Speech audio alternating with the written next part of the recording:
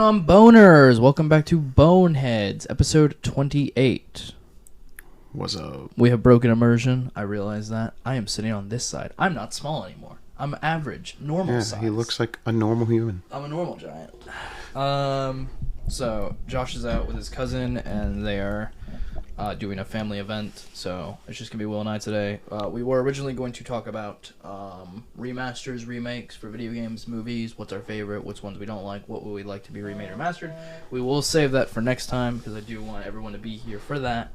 But Will and I have obviously wanted to just do a podcast with him and I discussing FromSoftware. Yes, sir. Because we love that shit. Peak games. And Josh isn't the biggest fan of it, so he wouldn't care anyways. Fuck Malekith. That's what I was doing all pre. Yeah, I thought so. This, yeah. Still haven't beat him. Yeah, so I came one hit away. So Will is doing a rerun on Elden Ring. Been doing this for 2 years, bro. Preparing for the DLC. But I always dropped it. I always dropped this character, and then I got back to it, and I was at Fire Giant, and then I beat Fire Giant yesterday. Well, not yesterday, the day before. I beat Godskin Duo on my first try. You were in the room. You did. Yeah, that was crazy. I don't know how I beat them that well, but can't beat Malekith. Dude, it took me so much longer to beat Godskin Duo than it did Malekith. It's kind of annoying me, and what's really annoying me is no matter how much I seem to fucking lock in, use every single fucking resin, rune arc, everything, I get like one hit away and then fucking die. One hit. One hit. So you're running a strength build. Big Unga Bunga strength. 2 ultra great swords. The great Game of Thrones sword. And the Guts sword. Yes, sir. Yep. I will Dick Mesmer down with this exact build. Really? No sleep berries. Damn. No sleep berries. Well, I don't think he's going to be dealing sleep. I don't think I'll need... in fact, think I will first try every boss in the DLC. That's insane. I will not succeed in this, no. I don't think that's going to happen. I'm going to be so rusty. Like, I'm going to have to, play a week of it before it comes out. Because that game is hard. Yeah, we're really excited for the Erdtree DLC to come out. The trailer looks amazing. Miyazaki's absolutely cooking. So, let's talk about how we got into FromSoftware and what it means to us. Well, first was I had been given by my neighbor, I think I was given Dark Souls 2, Scholars of First Sin. Or, no. Who was it that gave it to me? Someone gave me, I think maybe it was Cody. Okay. And I had that game. That game sucked ass. Yeah. Like, real bad. We don't like Dark Souls. We're not fans. I played it up. I played it for a little bit. I beat a couple bosses and everything. Shit was ass. Did not enjoy it. I got to that one boss. That's early on. That's like 3 bosses, and you fall off the platform, and they all 3 down jump on after you. The 3 lanky shadow guys. Yeah. Is a 4th, 5th boss in the game? Not the 2 skinny knights that you fight on the bottom? No. 3 of them? There's 3. Because you're on top of a platform. Yeah, there's 3 of them. Okay. Yeah, those were the last boss I think I actually fought, and then I was like, this shit is stupid. I don't like this game. And then I traded it for Fallout 4 to my neighbor. That's probably worth it. Such a scam on him, though. Yeah, 100% because, worth it. Look, Fallout 4 is not my favorite Fallout game or anything, but that is such a better game than Dark Souls 2. It is. And I got all the DLCs for it, and I was like, yo, this shit's kind of fire, bro. But my real attempt came from I was watching Northern Lion play Dark Souls 3. I told my parents that I kind of would like Dark Souls 3 for my birthday or something. Then I got it, and then, I played the fuck out of that game, and have probably beaten that game the second most amount of times out of any game, Skyrim being number 1. Yeah. But Dark Souls 3 I've probably played through and beat 20 times at this point. I know that game very well.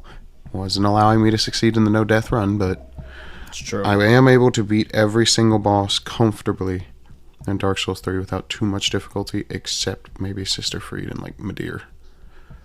Sister Fried is rough. What a crazy fight. That is the hardest fight in the game, I would argue. So, your favorite FromSoftware game? That's difficult. I think for you it's Dark Souls 3. Yeah, I want to say that, but I also really like Elden Ring. Elden Ring's amazing. To a point where I'm like, yo. Do you love it more than Dark Souls 3? Is there any fight in Elden Ring that you favor more than Gale?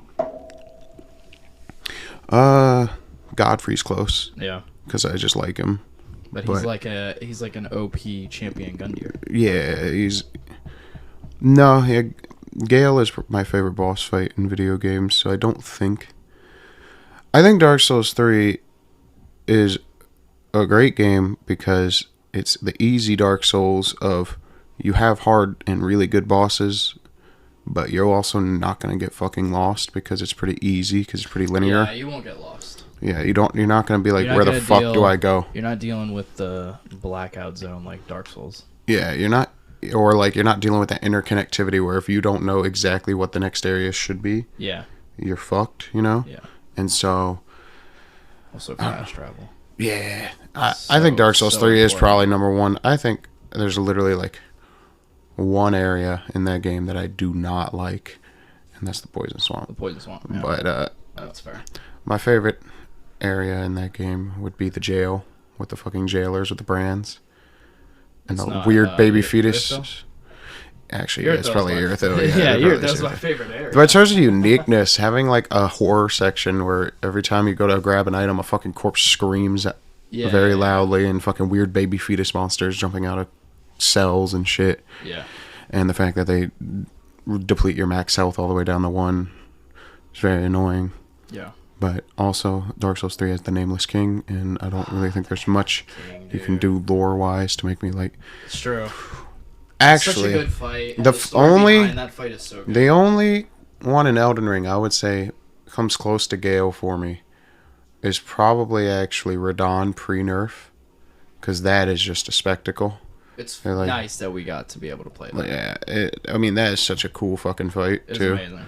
It's just, like I said, it's the most open fight. It's just a fucking beach of a battlefield. And it just feels really big. If you didn't have the horse, that would suck. Oh, yeah. But it feels like a big, important fight. And it's pretty hard. Man, it's a very important fight. I never felt like it was the hardest fight in the game, though, even pre-nerf. No, I don't think it was the hardest either. I think the hardest is Melania, by far, in that game. But if you remove her... I don't know, Malekith, Godfrey, and... Malekith and the gods can do it for me. Malekith, Godfrey, and Radagon / Elden Beast have been the 3 bosses that give me so much fucking trouble every single time. Is he gonna make Mesmer harder than Melania? I mean, if we go by their usual pattern of making their hardest bosses in the DLCs... DLC bosses are hard. He also said that he intends to not disappoint people with the difficulty compared to previous expansions, and I'm like, how do you make a boss harder than Melania? You know? Yeah, and he's putting another Poison Swamp. Yeah, he can't help himself, he said. He said that he can't help himself. It is. I guess I'll go. For me, I can't remember which came first, okay? It was either, back in high school, it was either Wesley coming to my house. Yeah. I think you were there. Yep. And we were all just taking a turn at Gundyr. Gundyr on Dark Souls 3. It was either that. Yeah. Or it was when we got Bloodborne for free through PlayStation Plus, and I couldn't find the switch to the gate. Both of those track though. This shit is ass. I can't even leave this area. What is happening? Fuck this. Didn't even care to look it up. Yeah, you probably should have just looked up a walkthrough. Because it's my favorite game.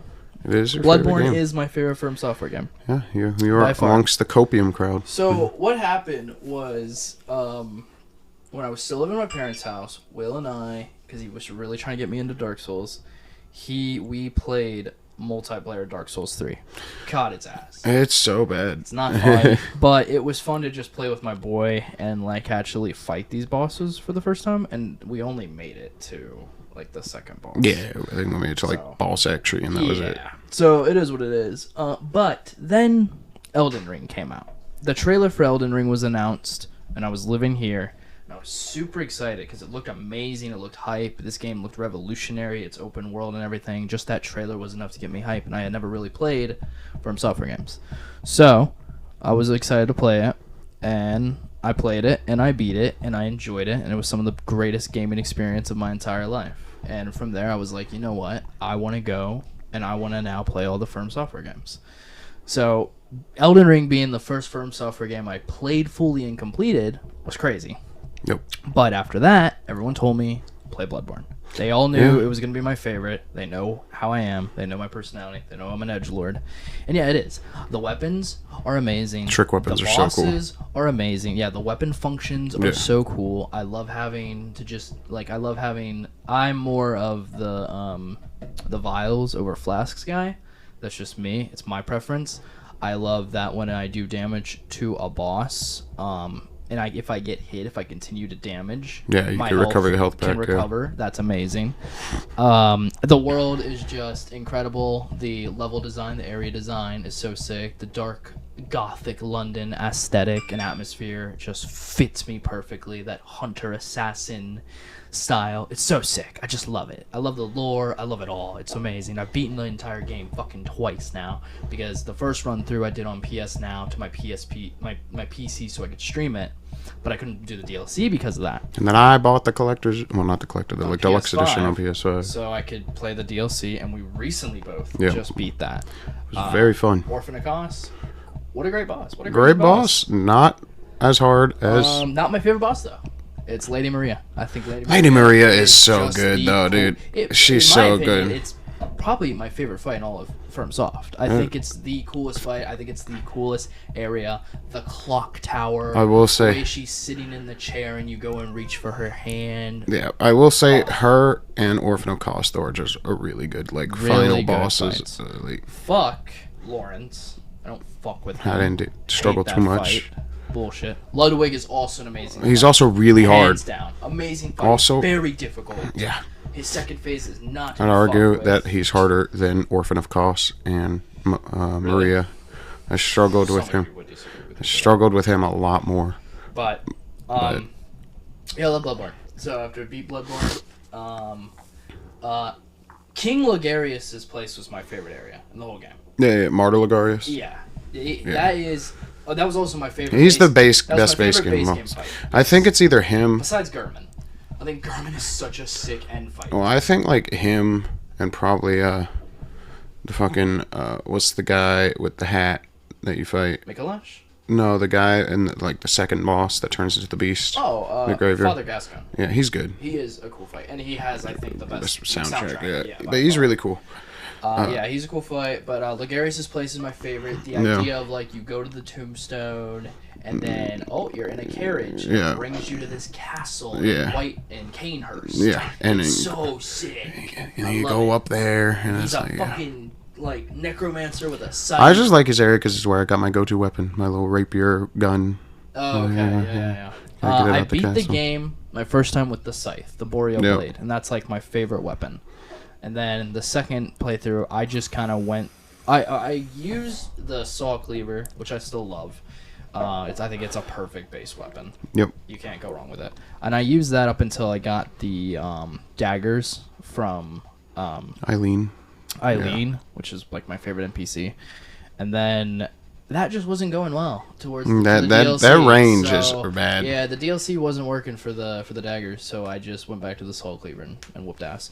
But anyways, after Bloodborne, I played Dark Souls 1, 2, and 3. Yep, and I really did enjoy the first Dark Souls. First Dark Souls is good. I think it's super cozy. Yeah. Super comfy.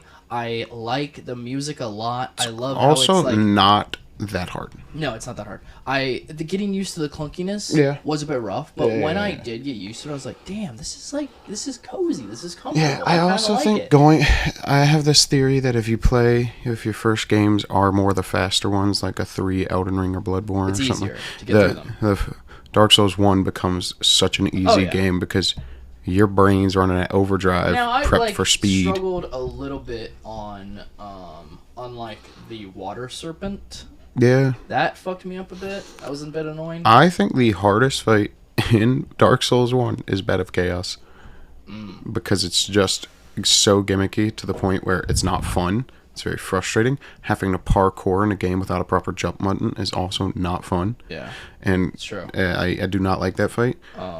Ceaseless Discharge is easy. Yeah. I love how, like, people when they played Elden Ring and had already played Dark Souls, when they saw the gargoyles in Elden Ring, it was PTSD. But it was opposite for me. Because I did not fuck with those gargoyles in Elden Ring. They fucked me up Will and John got way past me because I was stuck on them. I just couldn't do it. We tried to help you too. Yeah, you helped me so much. It just didn't work. Both you would summon us both, and it just was not helping. It just wasn't working. I eventually got through it by myself. It took me a minute. But so when I fought the gargoyles in Dark Souls, I was like, oh no, here we go. And they weren't as bad. Nowhere near as bad. But it still took me just a little bit. Like, I don't know. I actually think the most... You got lucky as fuck for fucking getting a Black Knight sword. I did. On, like, your yes, first I drop.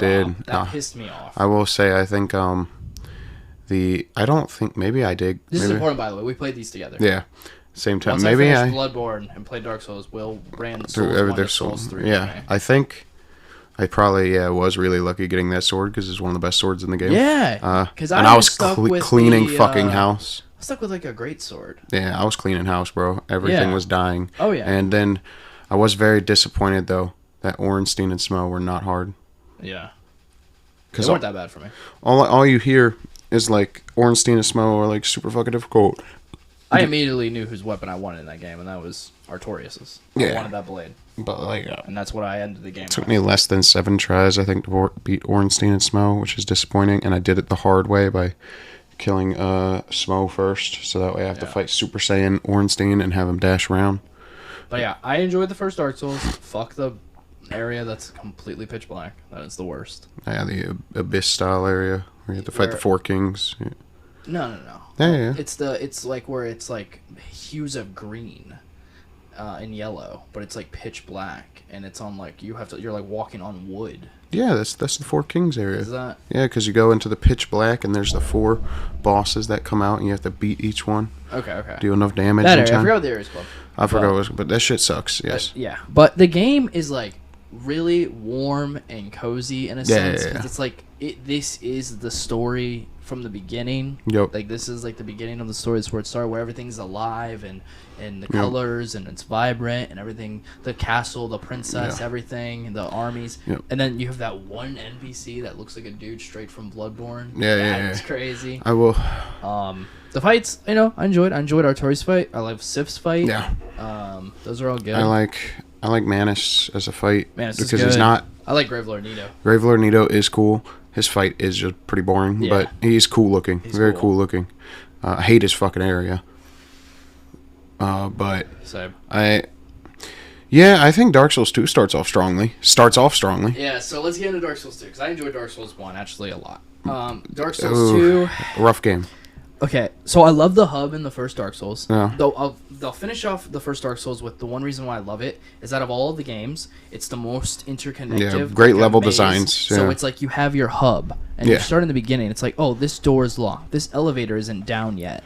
This area, Dude, I can't go down. It feels like a Metroidvania style. Yeah, when you go through the area, eventually you unlock doors. You get keys and shit. Doors and elevators, and it's like, oh, it's the shortcuts right at the hub. Yeah, it's very interesting. Even though this path takes me to this massive area, right next to it is a whole new area, and I have the elevator for it right here. Yeah, it's very sick. Interesting. I like the idea of choosing which snake you want, all of that. It's a lot of fun. There's the dude, there's the person in the cell on the bottom, and the gold knight. Just kick him off. Kick him off, which I always do because I don't want him to die. Yeah. So yeah, it's great. Also love the music. Yeah. First Dark Souls, banger. Very cozy. But then Dark Souls 2, great hub. Yeah. Firekeeper's hot. Like 4 good bosses out of 40. It's really nice that the hub is just on the water. Yeah. It's beautiful. You have like this random well. You have your blacksmith. You have that cat. Yeah. It's all chill. The bosses are ass. Yeah, there's like 4 good ones out of like 46 get bosses in the game. I do think the final DLC boss is pretty cool. He took me an excruciating amount of time to beat. Which one? The one with the knights? They come out of the and you're supposed to get all of them yourself and have them all fight with you. He has like fire damage and he has like this giant white blade that he swipes. Holy fuck. I thought he's cool. He's cool. I like also the Fume Knight or whatever the fuck he's called. The Mirror Knight? No, no. I mean that's the best. That's a cool fight. But I like the Fume one where I think it's the second DLC, and he uses the one that I kept getting wrecked by. Yeah. Clipped. Yeah, I think. Where he sends like black orbs. He has like a mace. Yeah, let me pull it up because I think that's what it is. I really like the Mirror Knight. I don't remember what his name is, but it's the area where you might see just be knights near. in the mirrors. I think it's Looking and then Glass Knight. They That's what I bust think out of it was the called. mirrors, and then you fight him at the top of the castle during a thunderstorm, and he's just in bright, shiny, reflective armor, and he sends lightning strikes towards you. That shit fucked me up, but it was a cool boss. I really enjoyed it. Fuck the dogs or the cats, the king's cats. Oh no, him. Yeah. Yes. If you do his gimmick, he's He a very is cool. fun fight. He is cool. But Yeah, you yeah, didn't finish his gimmick, so you had to deal with some bullshit. Yeah. But if you do his gimmick right, yeah, he's very fun. Sir Alone, the samurai guy that has one of the worst boss runs. Yeah, I beat him. Yeah, I beat him really easily. I beat every single Dark Souls 2 and Dark Souls 1 boss. I did not beat every single Dark Souls 2 one. boss. I had nightmares About Dark Souls 2? of Dark Souls 2 because like my brain was pretty much I gotta beat the putting game. me in a situation where it's like, oh man, I haven't beat every boss to the game that is story based, not optional. And I was like, damn, I really gotta beat these fucking optional bosses. So I went back, I beat that Dark stupid Lurker. blue demon shit. You beat the Dark Lurker, which looks really cool. The Dark Lurker? The angel, like Diablo looking thing. Yeah, that I told you is like you have to use Yeah, the a thing lot to of go Covenant for the black shits, hole. yeah. And then that thing sucked. I beat that. That took forever. The fucking king or knight, the king's cats. Yeah, those fucking suck. things I've heard are the worst. Oh my god, bro. Because the final one you fight, yes, they go invisible and shit, but it deteriorates or rots your weapon. Lovely. So it's gonna rot no matter what during the fight, and I Right. had to go back and end the fight with the first sword I had in Dark Souls 2, which is like it has like a bit of fire damage. I think. Right. It's like a silver and orange Right. sword, and I finished the fight like that. It's And it so did like no damage. it's such a bad game. But not a like stat for being able to roll. or dodge roll better. Yeah. is Which they don't fucking inform you it does this retarded. either. That's the worst part. Retarded. There's no information given of upgrade your ADT or ADP or whatever the fuck it is stat and Yeah. your dodge roll frames get better. Yeah, No. it's- And I remember having to be like, okay, this is getting ridiculous because fighting the smelter demon, Oh, I was the like, smelt- yeah, that's what it I is, was the like, this smelter fight demon. Smelter demons should. suck. I was like, this fight should be easy if the rolls were working properly because I know I dodged through that. I know I did not have any trouble with any of these other fucking games. Yeah. This should not be a problem. And I kept getting hit due to bullshit. And then I was like, fuck this, I'm looking it up. And then, I figured that out. And I was like, oh, damn, I'm like 15 points off of where you should have Dark Souls 1 mid-roll frames. Yeah. That is so fucking stupid. So stupid. Like, I'm glad But we all know that's not Miyazaki wasn't in control of that game. Wasn't in control of it, and that's why it's not as good. And then Miyazaki brought back the Dark Souls 2 guy for Elden Ring, but kept him on a tight leash, so... And they worked together, so, I mean, that would explain why we get some of the good things from Dark Souls 2. Yeah, I'm not saying it's all bad. There are some things I do like about Souls 2, but overall it's not a good You know game. how I'm wielding the 2 Ultra Great Swords? That shit comes from Dark Souls 2, the power stancing, being able to use 2 weapons and get unique combos. Dark Souls 2 created that idea. They also created the twin blades and shit. And then... Because we ran Berserk Blade. Yeah. Yeah. And Elden Ring basically said... And Berserk Blade with Pine Resin is godly in that game. Yeah. But that game fucking sucks, dude. Yeah. That game it's fucking rough, sucks. But I beat it all, and I'm never playing it again. Dark Souls 3, though, is peak. Yeah, moving on to Dark Souls 3. That's peak. This is why I tell anyone who's going to play Souls, please, you don't have to, but I would love for you to play the first Souls before And then you play play Dark the Souls third 3, Souls. yeah. Because when you play Dark Souls 3, you have an appreciation for Dark Souls 1. You would not have 3 if it wasn't for 1. When you get out of Gundyr, when you get out of that area, and you walk towards this cliff, and you look across, And you see this old area. Orlando. And Orlando. Yep. In absolute ash, in ruins, destroyed, years or decades later, after you just played Dark Souls 1 and saw how alive and vibrant and wondrous this land was, filled of life, and now it's fucking in ash, destroyed. It is insane. It's also just... When you so run bad, back dude. up that exact same castle you ran up in the first one where you were getting dicked by the Black Knights, that's not a thing anymore. Like, it's crazy.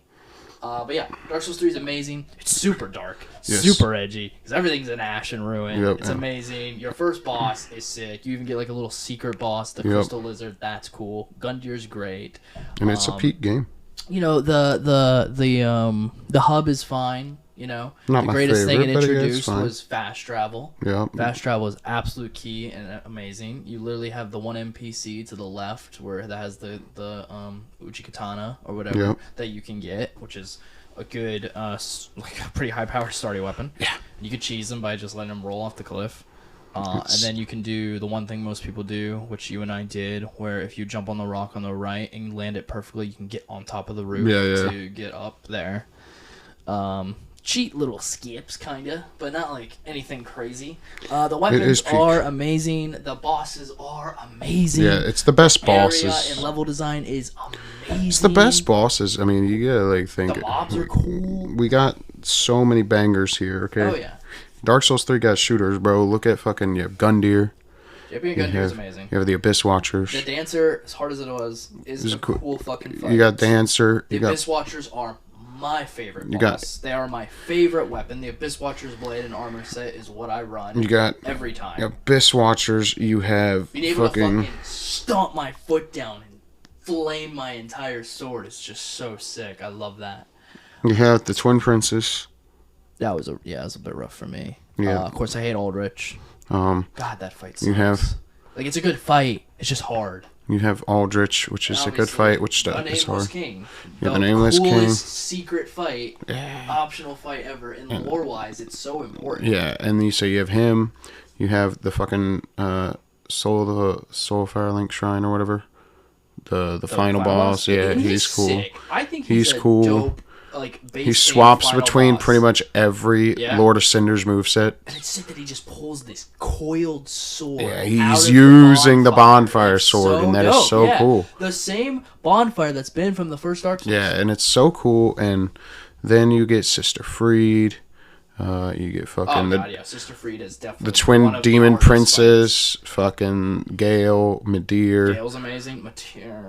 You get some banger fights though in that game. Dragons in Dark Souls are really most of the time they suck. Really, though. my kryptonite. Back to Dark Souls 2, the dragon on the top of the castle, ancient dragon. The ancient dragon. Oh man, I wish I just left him alone, bro. But I made it a thing to kill every boss. That boss sucks. Was the worst. He just goes in the sky and breathes down fire. Oh, where am I supposed to run to not get hit? It doesn't fucking matter. It's ridiculous. And then the only gimmick is like, oh, you just attack its right foot. Genuinely a trash fight. But Medir is great. Let me tell you about Medir. He's just hard. Medir's a sick dragon. Oh yeah. A hard, long endurance fight. That shit is rough. Now, when I originally played Dark Souls 3, I said, fuck this. I've taken way too much time in this fight. I can't do it. I'm ending. I already beat Gale. I beat the DLC. I beat the base game. I was like, nope, I can't do it. Then, after Will and I were finishing the Bloodborne DLC, I was like, you know what? Maybe I should go back and give Medir another chance. I watched one guide video on how to do it, just to understand his moves and how he telegraphs them, because for the life of me, 6-7 hours later, I couldn't understand. That guide helped me out. I could understand when he was telegraphing. And Will had come in my room literally the minute I finally defeated him. So now, yes, I can say I've beaten all of 1, 2, 3, Bloodborne and Elden Ring, story and optional bosses, including the DLCs, which is amazing and an achievement for me. As well as Sekiro. The only Sekiro, which we'll get to that. But yeah, Dark Souls 3... amazing game. Love the bosses. Sister Fried is a really cool boss, but very difficult. Very difficult. The weapons are great. The bosses are great. But Erithil is like the coolest fucking area. It's absolutely gorgeous. The mages fucking city and castles with the northern lights in the sky and the full moon. So I think I just looked up some lore for Dark Souls. Okay. Of what the Dark Soul is actually. Yeah. Yeah, because I don't think it's first mentioned in like Dark Souls 1, bro, or some shit like that is mentioned. Yeah, because I thought we said like the first time anyone ever mentioned the Dark Soul was Gale, right? But apparently, I guess it's mentioned as an item descriptions and shit like that. Okay, So the Dark Soul is the soul. It's a secret Lord soul that humanity is theoretically supposed to use to rule the world and not like gods like Gwyn and shit rule. And it makes me wonder, well, was Gale on humanity's side and we just kind of said, fuck out of here? You know? Or was Gale not? He had turned. He did. It had consumed him. I feel like Gale and Artorias would get along so well. Oh yeah, because the same thing happened to Artorias. He was consumed by the abyss. Apparently humans have a resistance to the abyss, so that makes me wonder then what the fuck are people like Artorias and shit. They're not humans. Look at the queen. That's a fucking giant, Will. Yeah, giant milkers. Yeah, okay, you're right. Giant. You're right. Be wary, chest ahead, or good chest ahead. I love it. I love Dark Souls messages, dude. I love it too. It's so much fun. When you're playing Elden Ring, bro, and you, it's just, dude. What's the biggest one? Butt? Finger, butthole. Finger, butthole. Yep. Yeah. There's praise the sun. Yep. You know. Oh, that's another thing that's amazing about the first Dark Souls. Our boy Solaire. Yeah, Solaire is awesome. Our boy Solaire and the motherfucking Onion Knights. Yes, the Onion those guys Knight are great. Is the coolest NPC ever by far, and I let him die. That's my bad. And Dark Souls, it's Dark Souls 3, right? Yorm? Yeah, Yorm. Yeah, I let him die. Yeah, you let Onion Knight in because I didn't understand the gimmick fight for Yorm, and every time I would hold down R2 to charge up the fucking gimmick sword for Yorm, I would just fail. So he died, and that's unfortunate. But it is what it is. But yeah, Onion Knight and Solaire are amazing, and yeah. So I guess moving past Dark Souls 3, we love that game. Sekiro. That's not the one that's been avoiding me. So when I finished Dark Souls 3, I was like, all right, let's keep it going. Let's play Sekiro. And I was like, no, fuck this game. It's a hard game. This is ass. This is not Dark Souls. What the hell is this? I have to just master parrying? Yep.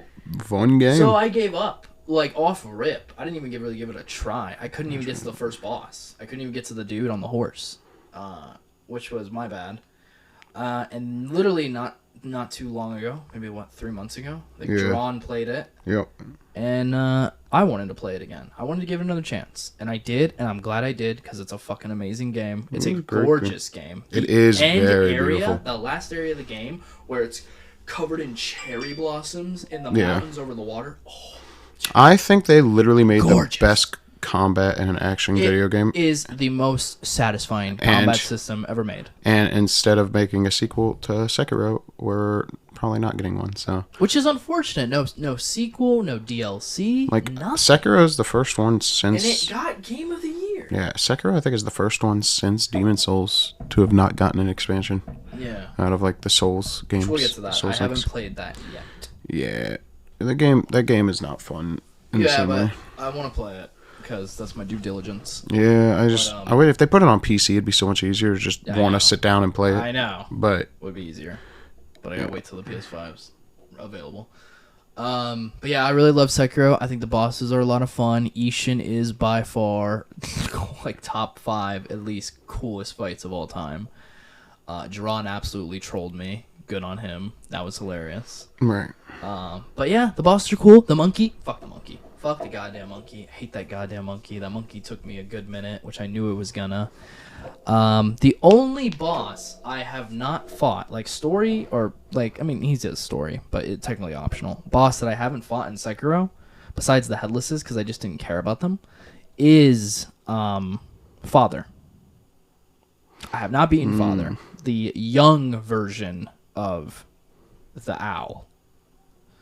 So I've not beaten him, the OP young version of him. But I did beat the Demon of Hatred. I did beat that. That took a minute. Which literally all the Demon of Hatred was Miyazaki going, yo, what if I put a Dark Souls boss in Sekiro? Bro, I just read up further. Okay, so the reason why Gale wanted the Dark Soul was because the painter needed the Dark Soul because she needed the soul of a lord, and you know the guy from the first game already took the Lord's souls from like Nito and Gwen and shit. So Gale needed the soul of a lord to bring back to the painter to bring the painted world to life that she was painting, and then we still don't know what that world. And then he shows up to the Ring City where the pygmies are, which were the descendants of the furtive pygmy, who was the one with the Lord Soul, with the Dark Soul, But he realized, oh shit, the Dark Souls ran dry. In order to rekindle it, he would have to take all of it with it himself, and then you would have to kill him and get his blood. So that's why throughout all of Ring City, he hears messages and his cape and everything all lying about leading you towards him, because he wants you to kill him and take his blood back to the painter so she can paint the world and bring it to life. Oh. Interesting. So Gale's a fucking simp. We don't do that. Yeah, you can. Oh. Well, yeah, you could go. I did. You could go back to the painter and talk to her. Did I do that? I don't know if I did. Yeah, I'm pretty sure you did. Did I? You can go back to the painter and talk to her. For that? Yeah, there's like dialogue for it. Oh, maybe I did. I'm not sure. Can't remember. But yeah, that's pretty cool. She's a little girl. We call her Simp. We call him Simp Night Gale now, knowing that. She's a little girl. She's a little girl. She is not of age. Simp And Night Gale. Maybe he views her like a daughter. Granddaughter. Something like that. Yeah. He's like pretty ancient. But Gale's such a cool But he also knew, apparently, the story is that he knew that he would become hollow if he's literally took it just on himself. So he's old man. yeah. Guns. Literally has the fucking the crossbow, fucking yeah, flipping around, doing fucking sword the hits. broken blade. Yeah, it's so badass. It's so badass. He is the best fight in video games. I do not care. He's not hard for me personally. Best fight in video games. Not hard for me. I mastered that fight to a point where it's kind of just. I remember playing Dark Souls with your boy Preston, and he was just talking mad shit. Like, Will, there is literally no way you beat him on your first try. And then I was like, okay. And then he went to go take a piss, and then when he came back, Gale was defeated on my end. You beat him on your first try? Not my first try ever fighting him. Okay. But like on the first try of that playthrough, I was like, you don't understand, Preston. I'm like really good at Dark Souls 3. Yeah. And then I was like, you're gonna come back. He's gonna be beaten, because Preston was fucking struggling against him. Well, yeah. It's and a then hard fight. and then I was just like, all right. 7 tries. And then I beat him first try on that run through, and then I was like, see, it's really. This is why I'm confident I could do a no-death run if I actually put in that time. Because being able to beat Gale, first try of a run. It's just so much time. And yeah, if I did the DLCs, yeah, I'd be cooked. I don't think I'm beating Sister Freed. No deaths. I don't understand people do that. I don't think I could. I think I could. Her third phase is disgusting. I could beat Gale without dying for sure, but beat 3 full health bars, 3 phases. Yep. With 1 of my health bars. Yep. Is so dick. yeah, especially even if you have all your vials and everything, Yep. all your flasks prepared, it does not matter. It's rough. Because, hey, our first phase is easy, but it's her second phase when Daddy comes out that drains your flask real fucking quick. Just pounding a giant. Yeah, and that lava shit that comes out of it or whatever. That's rough. That soup shit that comes out, and then it just fucking starts depleting your health from the fire. It just melts your fucking flask, dude. It sucks. And then you think you did it. Because they give you the Titanite slab. Yep. And then she gets the fuck back up. And then you're like, oh, for fuck's sake, dude. And she's got black flames and shit. Which are really cool. She's holy. Yeah, it's really cool. Yeah, but, it's rough. She has some rough AoEs. I think... And she has her ice. Yeah. That shit sucks. I mean, what's your favorite fight throughout all of the FromSoft games? Would it be Gale?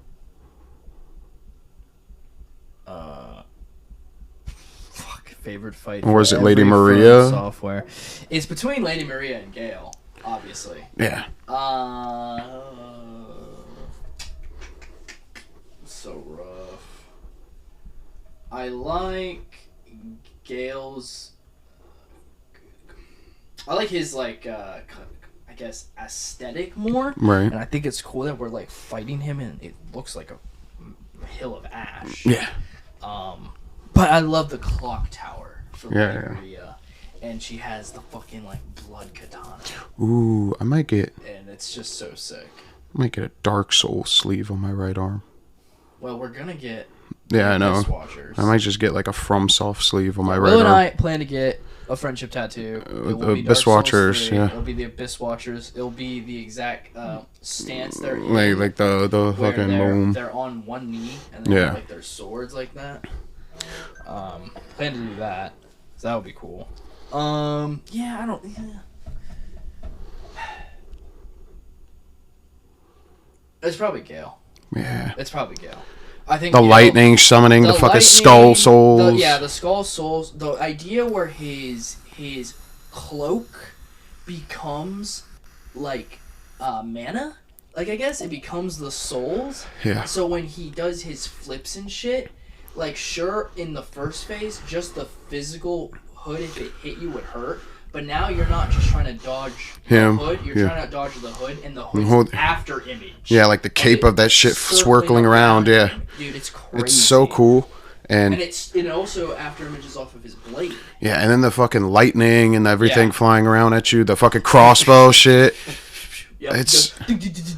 It is the best spectacle. It is a fight where it's so cool looking. You need to know when to get your distance. Yeah, because you cannot just stay up on him. You can try and dodge through all his attacks. And if you're good, yeah, you can. Sure, yes. But, like, juggling your stamina bar and getting a hit on him is rough. I knew when to back the fuck away, heal, take my time, then get him. And it would be normally, because I was really telegraphing, he was telegraph his moves when he would backflip over you, then do another one after that, or do a jab or slash right after that. It's like, you could not get greedy. Yeah, I remember when it clicked with me that I really liked the idea of fighting these really hard bosses. And this cutscene's sick. It is sick. Like, using the sword as like a walking stick up the hill of ash. Yeah, I love Gale. Just unleashing hell. He's on all fours. But Jesus, I learned, I think what it is that that probably clicked with me was I remember, I played through the game the first time, most of the game, like co-op with like that kid Chase. Mm-hmm. Fuck that kid, but little asshole. But then we get to Nameless King. We tried playing it off for him first. We could not beat it, and so he went to bed.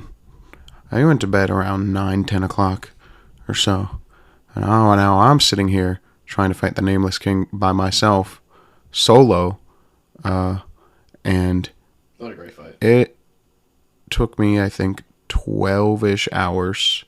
Jesus. Because It did not take me that long. I got to like 10 a.m. and he got up and joined the PlayStation party again, and I was still fighting him, and I was like, this fight will. The amount of time that we put in games as kids, dude, and crazy. That's where I think it clicked. Because I was up till 8 in the morning doing GTA 5 glitches, bro. Same with our Terraria playthrough. It's been so many wee hours in the morning playing this shit. I don't feel like going to school today. Like, I stayed up till 5 to play Terraria. Yeah. Speaking of that, when are we gonna play Terraria? Huh? I don't know. I have no idea. It's probably gonna be a while, and I don't think Jerron wants to do it. I don't think so. He doesn't want to play a regular playthrough. No, I don't. But I wanted to do one last. I want to do one. So we just do it as us. We could just, we could. Because it's gonna be the last time I probably touch Terraria. Yeah, at least unless they come out with 1.5 and add a bunch of more bullshit. We'll see. I just want to get out because we never beat Moonlord legit in a full playthrough. Yes. But I mean, pulling a 12-hour session just to be basically pulling an all-nighter. I was up for over 24 hours. I pulled 7 playing hours Dark Souls 3 to beat Radon. Dude, I remember this was when I had bad internet too, and I remember firstly I beat him. Now I was like, I'm buying the DLCs. Bought the DLCs. Firstly, I beat the Nameless King in a fucking wedding dress, bro, because I put on. He always does the wedding dress. You always do the wedding dress. Well, I put it on for lightning resistance at that point because it had the best lightning resistance of all the gear I had. And usually I'm a fashion Souls person, but that was my first full Souls playthrough, and I was like, fuck it, I'm putting on everything that resists lightning. And then the cutscene after beating him of just me being in a fucking wedding dress, I was like, this is the dumbest shit I have ever done. It's crazy when I look back on him. Yeah. He's not hard. Yeah. Like when I see people fight him, or like I go back and look at my gameplay, his every attack is telegraphed. Then it's just he seems so intimidating and threatening. Yeah. And when he hits you, it's a lot of damage. Yeah. So you're like, oh fuck, you get nervous. Oh yeah. And you be careful, but really. Man, he's not hard to dodge. No, I did play. The timing's not hard. I think you could put Nameless King in front of me right now, and I could beat that fight. Yeah, I think I could beat him. I also think that if you put that Nameless King fight in front of me right now, I wouldn't even die to the first phase like at all. I mastered that shit. Listen, I fought so much. Which I'll talk about this. I fought harder bosses in Liza P than the Nameless King. Yeah, Nameless King is hard, but I think he's fair hard. Like, it's not like you're not feeling bullshitted out. You just have to play really well. There's one thing I hate. It's endurance fights. And Liza P has a lot is of those. all about endurance fights. But I'll Golly. say, I love. I don't know, man. I kind of now want to get a FromSoft sleeve. Like, kind of want to get like, or maybe the back tattoo idea. I could have like Gale and Artorias getting like they're getting ready to fight. Get you know, Artorias tattoo. like maybe it was we have Artorias Gale. Is so sick. When I heard people have so much trouble with Artorias and I beat him on my first try, It wasn't that hard. it's not hard. I think I died once or twice. It's not that hard. But anyways, so moving from Dark Souls 3, we'll get back to Elden Ring. Yeah. Well, actually, hold on. We'll talk about Sekiro because you haven't beat Sekiro. I came close. You need to beat Sekiro. Well, like, You here's the gotta thing. feel Ishin's pain. I thought the game just, like, ended if you beat it. Like, the OG Dark Souls or whatever, where it just kind of ends and you're forced into a new game plus. There's 3 endings. Yeah, but I'm saying I thought after you beat it, the game just ended, you know? I never looked it up to confirm this when I was 16. But I remember I got to, like, Divine Dragon area. Such a cool boss. And then... You fought that? And then I refused to fight it because I thought if I beat it, it's GG game over, right? And so I was like, okay, I need to fight Father Owl first. You fought the monkey? Yeah, I fought both of them. I thought you said you didn't fight the 2 at once. Well, I ran into it, and then I said, nope, fuck that, not doing that. Because you fight one monkey. Yeah, Guardian And Ape. the Yep. optional is both Guardian Apes in the cave. Yeah, I ran into them. I dipped, and I was like, I'm not doing that. Are you out of your fucking... I was 16, bro. I think I was 16 or 17. Dragon is a beautiful fight. I was 17. This gorgeous white dragon on like a mountain, Yeah. shooting lightning at you, and then it's a gimmick fight. Yeah. You just fucking wait for the lightning, grab it, and throw it at him. I was 17, I think, playing Sekiro, and I was my next Souls. Firstly, beating Bloodborne and all the DLCs is a big deal for me because I have played that game like 10 times and got halfway through every time and just didn't beat it. What was your favorite fight so far? In Bloodborne? In Sekiro. In Sekiro? Gorichi is amazing. But I do like Yao. Genichiro, probably. Yeah, Genichiro and Yao are good. Genichiro, I think... Lady Butterfly is cool. It is a cool fight. It's an annoying fight. It is, but I think most of those fights are just so good because of the combat mechanics. Feeling like a proper samurai. And the fact that they made that game at the same time they were making Elden Ring, I feel like maybe we'll get a Sekiro 2, but I'm just not sure. I want my Bloodborne 2 first. I don't know if we're ever getting that. I know, honestly. because we can't even get a 60 FPS port. So. Yeah, just put it on PC, I bro. know. Like, come on, guys. So annoying. I love Bloodborne. I have a theory. Give me an open world Bloodborne. I Give know, me right? the Elden Ring version of Bloodborne. Bro, I will nut. I'm telling you. I think what I'll makes lose my shit. Bloodborne so good is it starts off as just like Victorian era aesthetic, but yes, then it's dark, gothic, like beastmen. Yeah. There's a disease going around and turning them into demon like beastmen. but then you get cosmic alien horrors like Cthulhu shit. It's H.P. Lovecraft. Yeah, it's H.P. Lovecraft, but it's such a good turn from the Victorian aesthetic to but also you should start Cthulhu-esque. getting that feeling when we're like close to Rom. Yeah. Because that's where it's like, wait. Yeah, Rom the vacuous spider is bit true. Or if you get thrown in the fucking jail by the jailers. My God. That's one of the greatest things about Bloodborne, the jailers. Yeah. If you don't know anything about that, you don't know. You don't know. You're like, Don't know. I'm dead. No, I just woke up in a prison. Yeah, good luck getting out, because it's a hard area if you get there too early. I got stuck there. Yeah, it's a rough time. But I will say, yeah, I mean, I finally beating it. That game's hard as shit, dude. It's so much fun. I think that if you do beat it, I think that proves you're a better gamer than beating Dark Souls does by far. Yeah. I mean, because like the bosses are so fast too. The areas you fight them in are like tight. Yeah. Like, dude, Father Gat, first of all, you fight the cleric beast on a Bridge. Then you fight Father Gascon in a cemetery. Yeah, where there's a lot of shit blocking your dodges, yeah. You fight Dark Beast Pearl. Dark Beast Pearl, yeah. In like a fenced-in area, and Yep. he's massive. He's just does fucking- electric AOE's. There's like hardly anywhere to run. And it's a big area too, but he's so fucking huge. He takes it up. Yeah. And I hated that fight. Vicar Amelia exists. That's That's a fight I always struggle with. I love I struggle with that fight a lot. Such a cool fight. I love her design. I think it's sick that she was like she was a regular female and then got turned into that. I think I struggle like it's why Lawrence, like Vikars are that entity, or like a human gets turned into them, and Lawrence in the DLC was the very first fight. The only reason I'm doing this Elden Ring playthrough besides the DLC was I wanted to fight Melania without summons and bullshit and cheesing her, and then I could judge if she's the hardest Soulsborne boss. I do think Gwen is the easiest and final boss. Yeah, 100%. I don't think Garmin's hard. But I don't think he's hard, but I struggle a little bit. And I think he's a lot of fun, and I think it's one of the fucking biggest twists in any of the software games. This dude the whole time sitting in the wheelchair. Yeah, I think it's a good twist. This is the end boss. It's crazy. My horny ass cannot be in Bloodborne though, bro. Use the doll to pleasure yourself if that's what you're into. You get the secret fireball. Yep. The fucking cosmos. The fucking moon presence, brother. And that can be annoying, but I also don't think it's that hard because I beat it first try every time I do it. But if you do get hit with its one move where it depletes you to 1 HP and doesn't allow you to heal until you can, and you get hit, that's it. Man, I need more people to make good FromSoft-like games. We'll get to that. Yeah, so, more people. Love Bloodborne. Would love to see a Bloodborne 2 or open world. That'd be great. I love it. Okay, so Demon Souls I haven't played yet, but I will be playing when the PS5 is available because we have the remastered. I can't play the original. It's kind of impossible. So nor do I care to. Hey, if I buy a PS3, you definitely can. I can, but yeah, it's so fucking clunky. I've seen gameplay of it, and literally Demon Souls Remastered is the exact same game, just better quality. There's just some distinct differences apparently.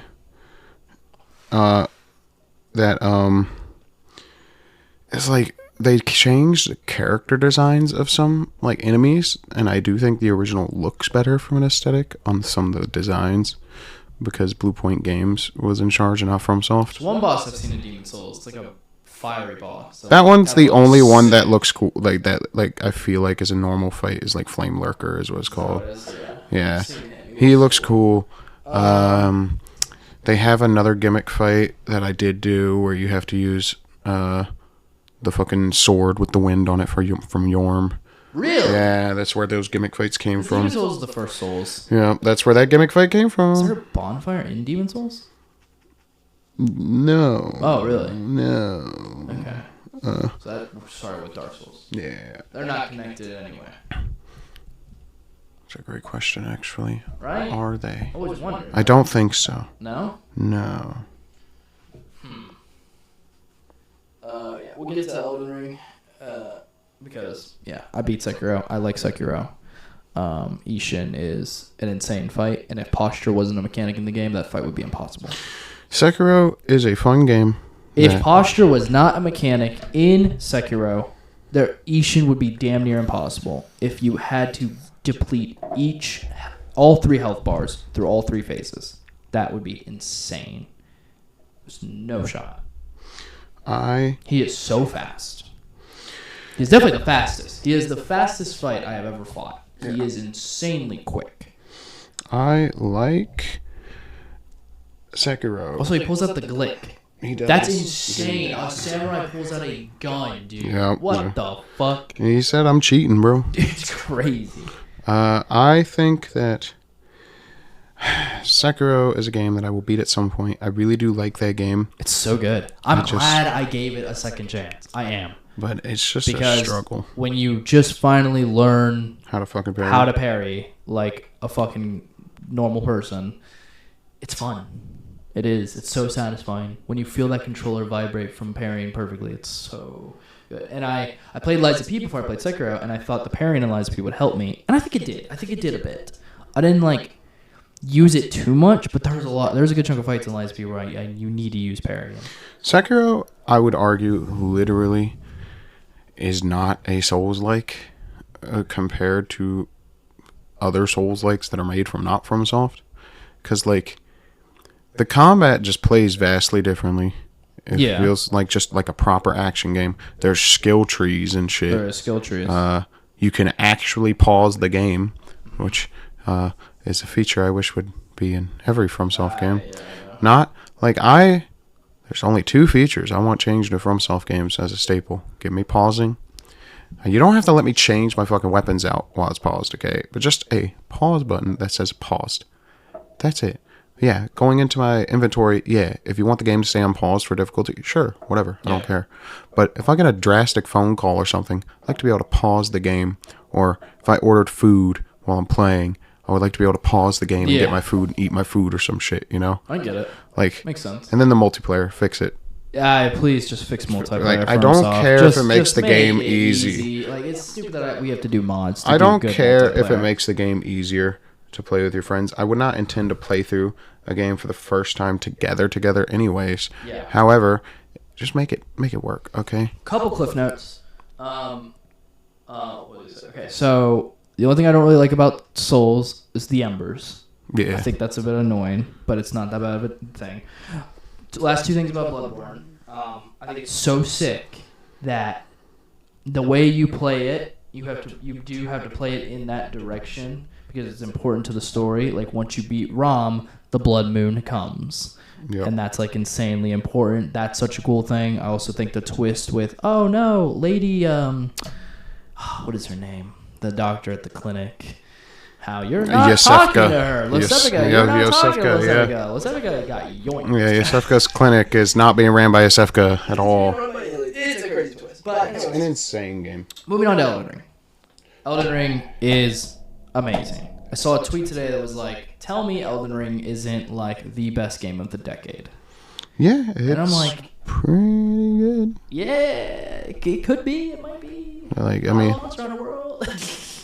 I think like Elden Ring really they just perfected everything. I do like Dark Souls. I do like the idea of having boundaries. Yeah. And I have a set path to walk in. Yeah. I do like that because it does make it easier for me. But I'm an explore whore. Yeah, they did the open world so good too. I love being able to travel and explore beyond. Which you can do in Elden Ring. Yeah, the fact that they've never made an open world game like that, and then they made one, and it like was that good. Sure, there are boundaries, yes, but dude, I'm free roaming a continent. Yeah, it's insane. It probably, if you wanted my recommendations because you want an open world game, it's like I think Scott the Woz even put this shit out there. You play like fucking The Witcher 3, Skyrim, The Legend of Zelda: Breath of the Wild, Tears of the Kingdom, fucking Elden Ring. And like there you go. That'll hold you over for a little bit for open world. Definitely got some inspiration from Breath of the Wild. Because like, dude, but like the open worlds, like open world is not a dead genre. Clearly, Absolutely. Ubisoft makes trash ones all the time. Open world should continue to evolve. But the problem is that we want no you boundaries. only get a couple. You only get like a couple of developers that actually give a shit to make it like feel like a good open world, you know? I think FromSoftware did really good.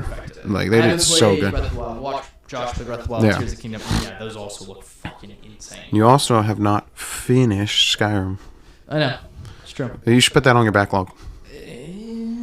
Put it on the backlog. Put it on the backlog. I promise it'll be. I want to play BioShock before I play Skyrim. Okay, so after BioShock, right? I don't know. I got other games. After BioShock, it's got to be the Fallouts then. I actually want to play Fallout, yeah. Because you want to play the BioShocks with me, right? Yeah. All 3? Yeah. Okay. That's fine. And I want to play 3 in New Vegas again. Yeah, I'm done. Because I just want to play a Bethesda game again at some point. Been a hot minute. We played through 3 in New Vegas, DLCs and all. Mm-hmm. It'll be a while. Can we play 4? I don't own it on PC, but yeah, by the time I kind of could buy it, it's like all the DLCs. Yeah, I mean it's just fine. Yeah. Literally, it was like $4. Yeah, we could play through each one this. Past week. We could play through 4. Although I feel we like love Fallout. Fallout Show was amazing, by the way. I need to finish it. Fallout Show was fucking amazing.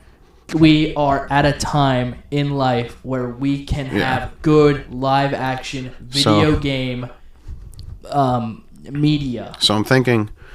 Well, apparently in the actual interview, Todd did not say complete hard no to an Elder Scrolls show. I heard he said that Fallout 4 is going to get another DLC. He announced this. Yeah, you want to know why? Because the sales percentage for Yeah. Fallout 4 went up by like 4,000%. Yeah, man. Dude, it's insane. It's like insanely good news for them. So that's why I think it might be smart. possible. He's smart. He knew what the show was. That's why I think it also might just be possible that he decides, yeah, fuck it, let's make an Elder Scrolls show because that Skyrim sales percentage go boing, you know? Dude, Skyrim is like the longest running game besides GTA 5. I think it's They're like been neck- long. they're like It's been neck and running neck. longer than They GTA were both 5. on Xbox 360. Yeah, but Skyrim came out 2 years before it, Oh. which is crazy when you Well, think what's about it. played more? Ooh, that's People actually still that's play tough. GTA 5 The now. problem is, okay, I still let's get pull it used up. My subscription to GTA 5 glitches and updates. Let's. Every Christmas, every Halloween, every 4th of July, people are still playing GTA 5. And watch what's gonna happen. Player count. Because what's happening right now, right? Yeah. The DLC, Ultra DLC is going to come out. Yep. So many people are playing Elden Ring. When GTA 6 is approaching, everyone's gonna hop back on GTA Alrighty. 5. The last peak in 24 hours on Steam is still 158,000 people playing GTA 5. In just the last 24 hours. Currently actively playing and most recently reported 131,000. If we do Steam's Skyrim numbers, I think it's not going to be as high, but 27,000 for the special edition. It's a single player game though, so I mean, Everyone's playing GTA Online. I mean, it's keeping that number though. It is pretty good for a single player GTA game. 5, I think No Pixel runs through it, so Yeah. we play No Pixel. Yeah. GTA RP. Yeah. So, yeah. But Lewis Tweaks is playing it. I think if they just made Elder Scrolls 6, no one would play anything else for like the next year and a half. Well, that's what's gonna happen with GTA 6. Yeah. Everyone's gonna buy a PS5. Just I like really, GTA 6. really hope the next Monster Hunter comes out before, for like 3 months before. Give us a couple months to beat that game. We are going to need to beat Rise before that comes out. I do want to do that. Yes. We should do that. This is going to be difficult because we've tried it twice now. I know. And we get to the same spot and then always... It's a lot. We got a lot. But anyways, yeah, the Fallout show was amazing. Good Story was amazing. The actors were great. Every reference was great. The music's amazing. It just felt so cozy at home. I can't wait for season 2. There's like a couple little things that were like meh, but like altogether, very well written. Very good. Right. Hit home. I love Fallout. And look what's happened. Fallout numbers have boosted. Steam immediately put them all on sale. Everyone's buying them. Everyone's playing them. Like people that don't even know what Fallout is are playing it for the first time and enjoying them. And it's so good to see. Todd is a genius. He knew exactly what this show was going to do for the Fallout brand. He knew exactly what was going to happen. So, yeah. Eventually, I do want to play them again. Well, I never played 3. I played New Vegas 4. So I do want to do that. But that would be after the Bioshocks. But back to Elden Ring. Just a gorgeous open world game. Amazing bosses. We have our samurai class, which was like a nice nod to Sekiro, which I used for my first playthrough, and it was amazing. The world's amazing. All the areas are beautiful. I think Lunaria, Liarnia. like the mage. Yeah, Raya Lucaria. Yeah, Raya Lucaria is it's amazing. amazing. Oh, would you The going? whole idea and the lore behind the glintstone for magic is so sick. You know, it's also that underground river that we found in the elevator. Like, You mean the world between worlds? no. When you go underground. With the stars in the sky? Yeah. Yeah, the world between worlds. Oh, is that what it's I'm sure called? that's what it's called. Because it's within the world, in the middle. And it's like a spectral starry night sky underground. All the fucking like centaurs with the fucking or like the bull people. Yeah, fucking arrows are really annoying. Fucking crazy. But We're man, absolutely we went down that elevator together. We went down that elevator together, bro. That shit was crazy. For the first time, we're like, what the? It just kept going down too. It just kept Dude, going. it was just Thought we were on the elevator from It's one of Terraria, the bro. Greatest games to play, And not know jack shit about. Nothing about it. Like I because said. every door you open, every dungeon or catacomb you went into was just a surprise. The first night we played, Yeah. knew nothing about the game. I opened a chest. Yep. The chest is not a mimic, by the No. way. Dark Souls 3, love the The mimics. mimics are great. The chest was not a mimic. The chest Teleport. teleported me Teleported you to Florida. to Caleb. of the game. Okay, more like upper middle of the game. Upper middle of the game. Whatever. But very hard area. Where the evil fucking people the rotted. are. Yeah, and the fucking you have Radon. The shrimp demons. Yeah, you have the motherfuckers. Then you have the fact that the place is all rotted because of STD Queen Melania. So yeah, my first night playing the game, you were freaking out to a Discord, bro. One of the hardest areas, and I see like glintstone all around me, and I'm in a cave. You fucking the shrimp shit. There's a shrimp demon shooting white spears at me, and I get insta killed. And you could not take it back. Nope. You could not take it back. I had to find my way out of that cave, and get back. It was, but dude, it's such a good troll. After you fight the first boss, the dude in the cave, hello, tree sentinel. Yep. How are you? And then you think you're so confident that you could do it. Getting dicked when you don't even have to fight him. Nope, no. I think that's the point. But we were like, nope, we're gonna do it. Yep. We're gonna do it. I am now able to beat him pretty easily off rip getting outside, but I mean. Then finally, you meet your first NPC. It's like, she's your firekeeper. Yeah, well, your first NPC would be that first dude when you walk out, who when you talk to, he says, "You're maidenless." You're maidenless. Yeah, those are them. No maidens. Then you have your firekeeper, and it's really cool that when you go around the world to each fire, she's there or she comes there to help you and shit like that. Melina. Yeah, it's really cool. Or Melina. And then all the other NPCs are amazing. Ronnie. My queen.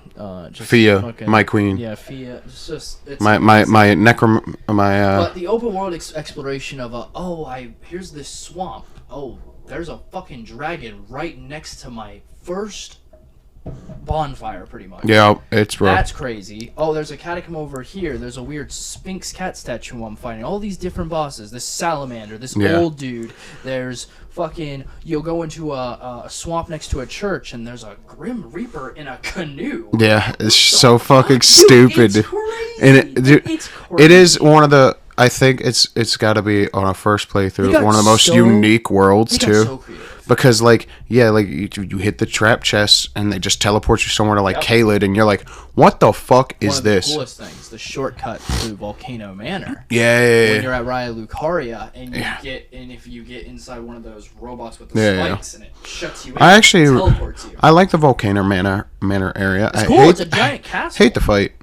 But I like going through that. King of Blasphemy. Yeah, but I like going across the rooftops and that fucking destroyed ass little town and shit. Is that what it is? Yeah. The destroyed town with the spirits? Yeah. Where you get the rogue armor that makes you invisible?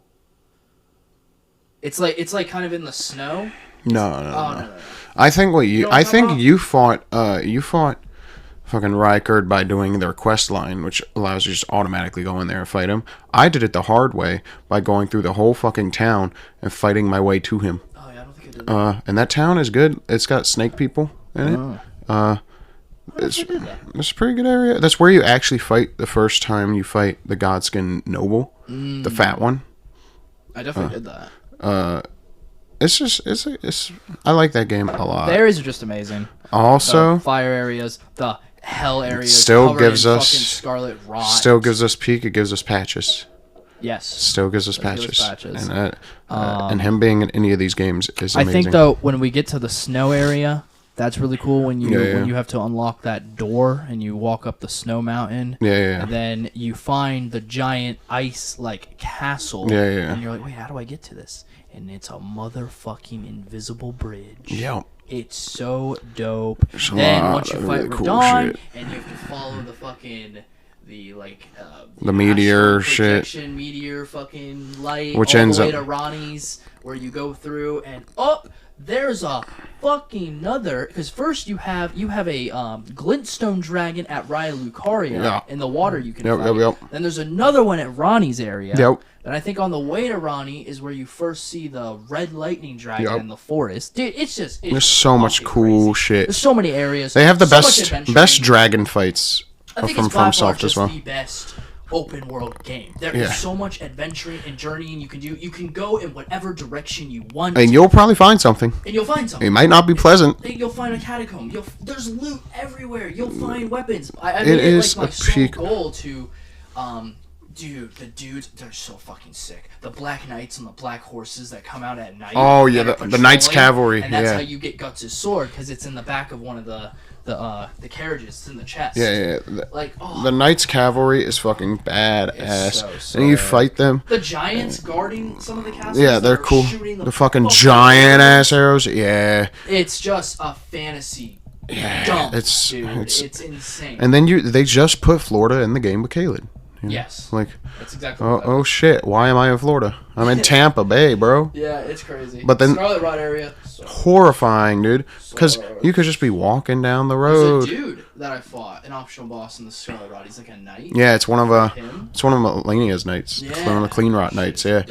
And then there's another knight too there and shit. Like, there's a lot of. Then eventually, after all that traveling, after you get through the abandoned village where the butchers are, after you get through your catacombs, after you see the world between worlds, the beautiful astral world that's in Earth, after you fight your cave bears, you finally, this entire time you've been journeying through this game, there's always been one focal point in your POV, and it's this giant golden tree, and finally you make it to there. You make it to the Erd tree. To the castle. Yep. You fucking fight your way through that castle. Yep. You beat them, then you find Melania onto that tree and fight her.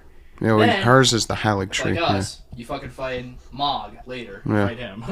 Mog. Which we called from the very beginning that the DLC would definitely be dealing with the egg and Mog's 100%. arena, 100%. I've theorized as well, what if, because Sophia, her whole goal is to bring Godwin back, Godwin the Golden. So, what happens if she succeeds at that in this meantime, and then we get a fucking Godwin fight and shit? This thing, dude, is who is Mesmer? Right? Because that's not Mikola.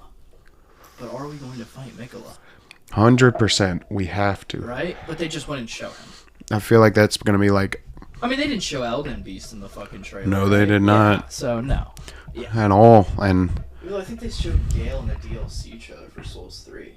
Well, because Gale is just a mainstay character, but I don't know if they show him as a fight or whether they just show him in the trailer, because you already know he's a main character. I know we talk like we're literally talking like Elden Ring's the best From Software game, which in my opinion it is. It probably is, but our personal favorites are different. Yeah, I do say because it just speaks to us more on a personal level. I will say and that's Bloodborne for me and 3 for him. Yeah, hot take here though, but like Elden Ring is the hardest Souls game. I know people say it's the easiest, and I do not care. I think yeah, the bosses are probably the hardest. Because I mean, you literally your first boss, pretty much, fucking Godric. Yeah.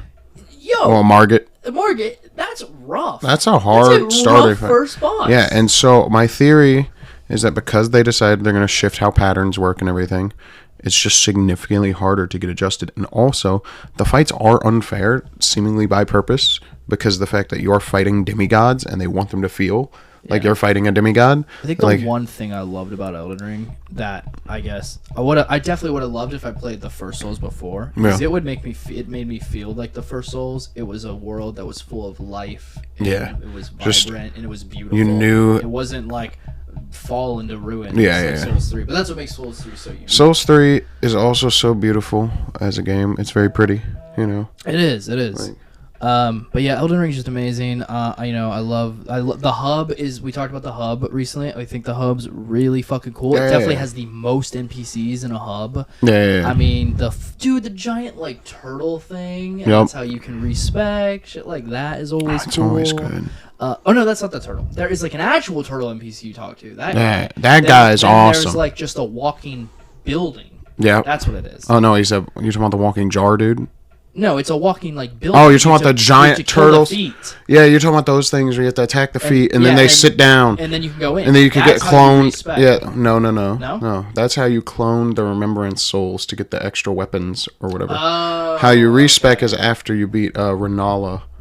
Okay. The mage lady. Yeah, which is a good fight. She sits in her shit, and then you could go up to her, and she'll rebirth you anew, as she says. That's right. I also think Elden Ring mastered magic in a video game. Yes, mastered magic. Magic in Elden Ring is so fun. Magic in Souls is usually not that great. It's ass. Dark Souls 3 was okay, with like pyromancy and shit. Yeah, but it just feels like Elden Ring was finally the one game to be there is a class for magic and then you want to use it. Because it just is so many spell options too. Because in the Souls, dude, magic is like the weakest kind of. It just gets the bad rap. It's not the one. Yeah, I mean, it's pussy plays too. Yeah, but magic in Elden Ring is like, oh my god, it's so fun. First spell. Dude, I just love the lore behind the glintstones. The glintstone magic, yeah. Glintstones is what is the arcana. It's what gives the magic. Yeah. And like your first spell is like just a pebble. It's called pebble. Yeah. Then you can get like the multiple ones. Yeah. And then you can get the arc. You can have that summon of the swords and shit too. You just a lot of shit. Kamehameha blast. Yeah. Then you can do the moon. Yeah, it's a lot of really cool shit. You could do gravity. You could do gravity magic. Yeah, you get Radahn's gravity magic. Yeah, you could also get. What? And then there's the holy shit with lightning and fucking ice lightning. Every class just got love. Yeah. The samurai class, the weapons are sick. It's sick. Bleed damage is like the most. First of all, yeah, Rivers of Blood. I do not care that it's overpowered. It is a fun weapon to use because it's a blood katana and it's so sick. And they got the idea from Bloodborne. Yeah, 100%. Lady Maria's sword, where she 100%. stabs herself. But it's just so cool. The Canehurst guy that kills Eileen does that. Yeah. So yeah, you stab yourself, but the katana already does bleed damage. Yeah. So having on top of it is insane. Yeah, and then there's Moonveil, which is the anime sword. Yep. It's just the moonlit katana. That's what it is. Yeah, it's so sick. But dude, I remember showcasing it to you. When I got it, get love. The holy magic's insane. The mages get so much love. The magic's insane. But if you do start the game with magic,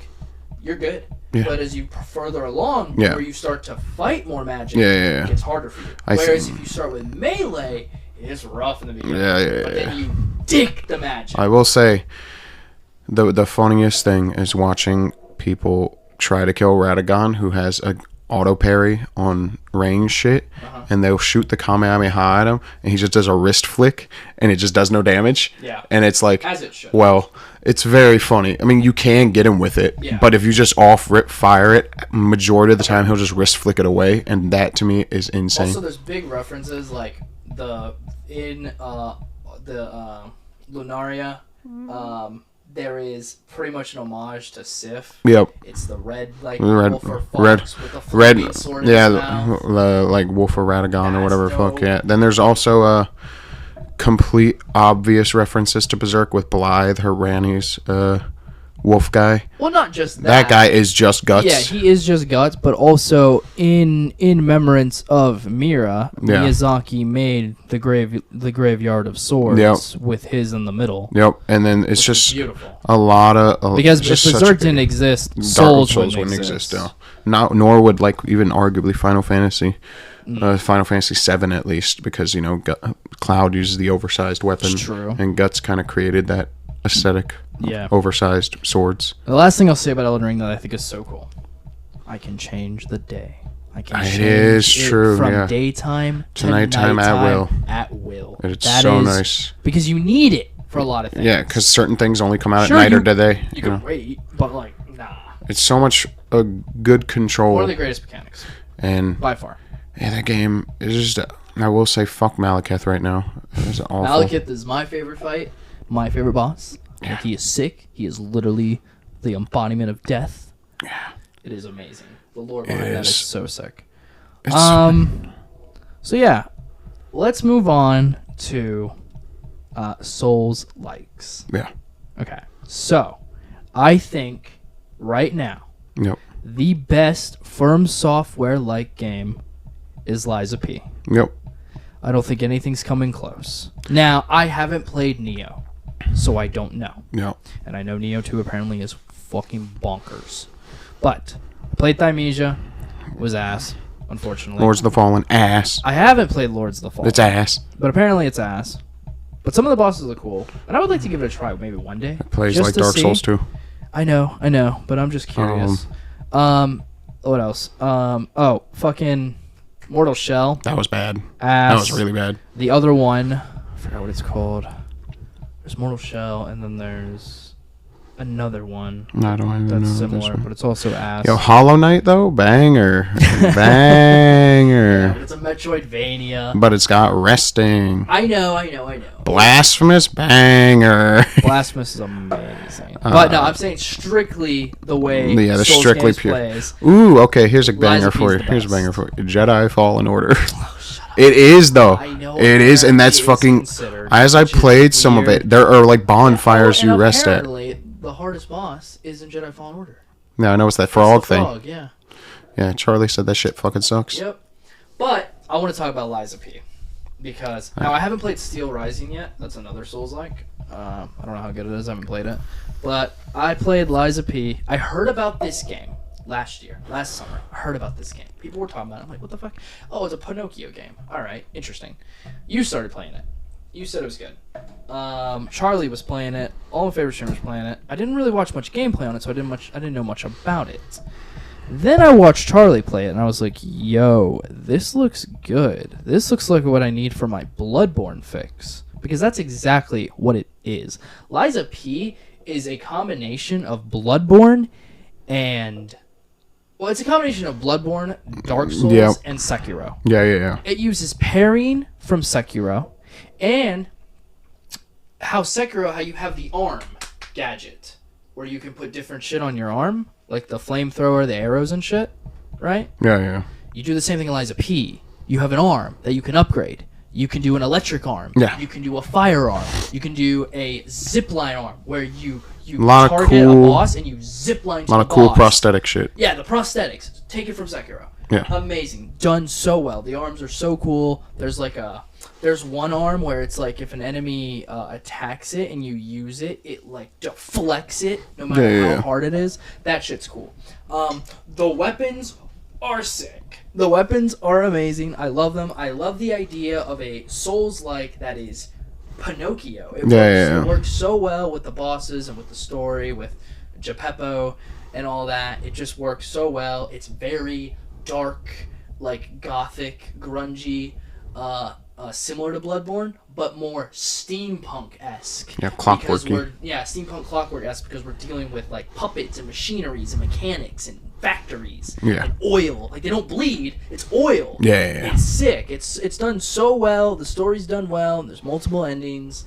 The bosses are just so dope. I love the mobs. I love the areas. It's pretty direct where to go. It's one path. It works very well. The idea that like you could change your clothing and shit, like your top, your bottom, you can have masks and hats and glasses. Yeah. It's dope. It's done very well. You know, you have your strength build, your dex build, your both build. I went dex. I started using the rapier. I didn't really like it after a while, so I found a blade that was very similar to the Abyss Watcher's blade. And that's what I ran with, and I ended the game with that. It's very similar where you charge it, and it flames the entire fucking sword. And it does. It's a heavy attack, does insane damage. Yeah. Very fun weapon to use. It's very steampunk-like. I think the hub is amazing. It's a fucking hotel. Done very well. NPCs all around. There is a skill tree, also like Sekiro. Yeah. That works well, and it's how you can upgrade the amount of flasks you have. It uses flasks like Souls does, but they're like charges because it's... And it charges through a fight. It's really which is really cool. Oh yeah, that's another thing. When you're down to none, if you continue to fight, there is a bar for the more damage you do, that comes back. Yeah, which is awesome, and that has helped out a lot. It allows a comeback, really. The only thing really good is it's a lot of endurance fights, which can be rough. The game's kind of buggy, crashes a lot. On Game Pass. On Game Pass, it would crash for me a lot, but that's about it. It's really my only problems with it. Now, out of all the Firekeepers, she is the hottest. I don't even know if you've seen her. Yeah, I've seen her. But the fucking white hair, bright blue eyes, mommy milkies, she is a baddie, in my opinion. Yeah. And I love the idea how it uses like these like blue butterflies, and it's like kind of spiritual shit. Also, throughout the game, you have choices you make. Right. There's a dude that calls on the telephone and you answer his questions. They're riddles. There's choices you make, and if depending whether you're lying or not, it's an ending you'll get. You either become more human, and because of that, you become weaker. Right. But if you become more machine, you get stronger. Right. So that's really cool. And obviously, the one thing that this game has that no Soulsborne Sekiro game has is being able to take the blade of any weapon and take the handle of any weapon. Yeah, and combine them. Which was really cool. That customization is sick. Better effects, better stats. It is amazing. I can take this baton, this small baton, and put it on a handle. Or I can, what people will do, they take the big great axe blade and put it on a small handle. It's so Dude, funny. I loved... Shit's so funny. I put the baton on, like, a big sword handle, so it just looked like I had a fucking dildo. Yeah, like a vibrator. Yeah. And then it was a thrusting weapon, too. God, so I was just hitting people with a dildo, pretty much, and thrusting it into them. I wanted the scythe, and I said this before I played it. I wanted the scythe because I wanted to run it like I ran Bloodborne. But, so... This happens to me sometimes. The merchant, who I was supposed to get the scythe for, I progressed too far. Oh. I had literally had him where I wanted him, and I talked to him, and he had it, and I don't know why I didn't buy it. I didn't realize. I thought it would have been fine. But once you beat another boss, he's gone. Yeah. It's done. So that's unfortunate, because the scythe is really sick, and the scythe is used by probably top 3 bosses in the entire game. It's so sick. It's this giant puppet master... like king skeleton dude. Right. Then when you finish fighting him, that's the first phase. Right. It's the second phase, and it's like a other normal looking dude, but he's also a puppet that comes out of him. Right. And it's like a sister freed fight. Mm. It's crazy. It's very hard. He's very fast, but he wields a scythe. Lady. Fuck. What is her name? The lightning girl. Yeah, the one you showed me. Yes, yeah, that is the cool. greatest fight in the entire fucking game. That fight deserves honorable mentions up the ass. I want to shove my dildo into her. That fight is so much fun. Holy shit. But the final endgame fight is a lot of fun too. It is like a Lady Maria fight. Yeah. And it is an endurance fight. Looking at it looked really cool. It's really cool. You've seen it. And he had like the scissors. He's on all the strings. Yeah. And he has like the blade that he pulls Yeah, it looks out. like scissors. It's kind of like, yeah. Well, looks like scissors he pulls apart. It's like a hole on... He doesn't use them like scissors though. He uses them as like one big spear. Right. Or he pulls them out in their blades. Yeah, well, I mean, I'm just saying though, that's what it looks like, He which has is the cool. red after effects from them. Right. Just like Lady Maria does. Right.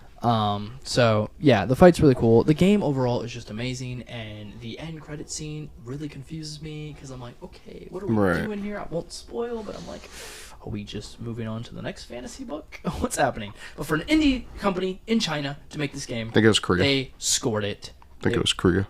Was it Korea? I thought it was Korea. China. I think it was Korea. Okay. I thought it was China. Either way. He said same thing. Amazing. Amazing game. I loved it. I beat that before racist. Shut up. I beat that before I beat Sekiro. And it was just a damn good time. Now, because you haven't beat it yet. No. You should. I should. Really good. A lot of games I need to beat. Yeah. Like my 500 Skyrim playthrough eventually. You don't need to do that, though. That's something that you can just not do. Play all these other games that are more relevant. I do really want to play Fallout. That's been on my mind. I do too. But I have this backlog. And I must hold strength. It's also in your backlog, though. So it's technically not. I never added it to my backlog. BioShock was in my You backlog. Posted on Twitter and you put Fallout. I did not say it was in my backlog. I said, what I said on Twitter was, I really, really want to play Fallout right now, but I have self-control for this backlog. Yeah. Right now I'm playing Sea of Stars. I just finished Chrono Trigger and Undertale. Yeah. Undertale was good. Yeah, it was a good game. And so far, Sea of Stars is really beautiful and really fun. And then You're on a JRPG grind. After that, if Jeremy's doing the PS5, I will do Ragnarok, Ragnarok, Valhalla, and obviously Demon Souls Remastered. Then from there, if I'm ready, I will play Final Fantasy VII. Yeah. And then we'll see what I do after that. Fallout, BioShocks, or Fallout. I think BioShocks. I would also maybe like to play Dishonored and Dishonored 2 with you. I would play through those because I've never played 2. Yeah. Ironic coming from the guy that has the hand tattoo, but That's true. I played 1 twice. I beat it twice. I beat it with killing everyone, and I beat it with not killing a single person. Yeah, the endings are different depending on how you approach the combat. No. Interesting. What else was I gonna say? Yeah. Okay. Yeah, I guess we'll talk about just a little bit. Where are we at? Over an hour and a half. Yeah. Okay. So I will. Okay. Yeah, we could talk about, I guess, the Metroidvania Souls-likes. I do think Hollow Knight is the best. Yeah. I think it's my favorite modern Metroidvania by far. I think its music is hypnotizing. Its level design is beautiful. And you'll never get Silksong. Yeah, and I'll just never get Silksong, yeah. Well, that's what it seems like. I have beaten all of Hollow Knight, including the DLCs. Nope.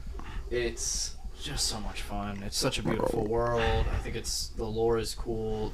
Literally, the Hollow Knight is a sick boss.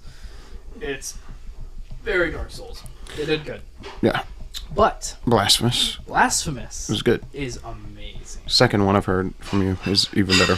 It is. Yeah. Okay, so Blasphemous is the first Metroidvania to actually use parrying as a mechanic.